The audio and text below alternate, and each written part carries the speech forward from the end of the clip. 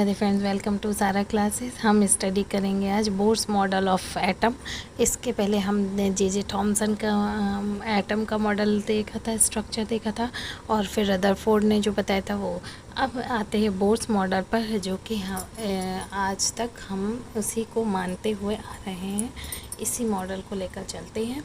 तो इसका जो था, इसमें नील बोर्स ने दो चीज़ें बताई थी। एक बताया था कि इलेक्ट्रॉन्स जो हैं ये क्या होते हैं, ऑर्बिट्स में रहते हैं, यानी कि न्यूक्लियस है, न्यूक्लियस के अराउंड रहते हैं। न्यूक्लियस का जो मेथड था वो तो उन्होंने रदरफोर्ड ने बता दिया था कि एटम में न्यूक्लियस होता है एंड ऑल, बट इसके न्यूक्लियस के अराउंड जो हैं वो क्या होते हैं, इलेक्ट्रॉन्स रिवॉल्व करते हैं।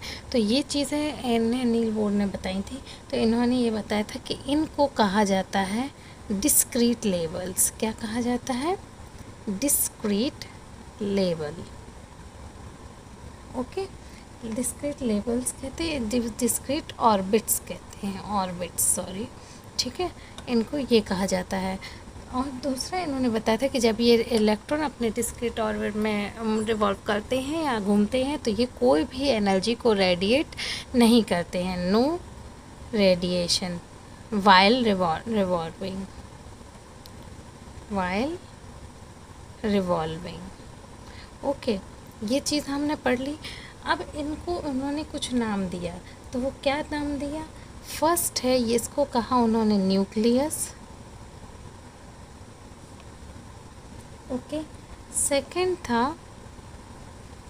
फर्स्ट शेल जो है K shell, L shell, M shell, और लास्ट एन शेल। और यदि और भी इलेक्ट्रॉन्स रहते तो उनका भी आगे बढ़ाकर आप लिख सकते हैं। तो इसको इन्होंने नंबर दिया एन, के शेल N1, N2, यानी कि N3, N4, ठीक है ना। इनको इन्होंने नंबर के अकॉर्डिंग दिया। तो ये था इनका मॉडल।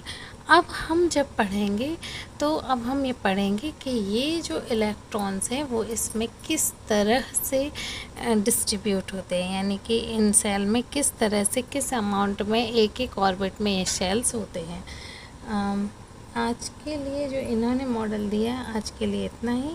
कल हम इस डिस्ट्रीब्यूशन को स्टडी करेंगे। आई होप आपको समझ में आया होगा। राधे राधे।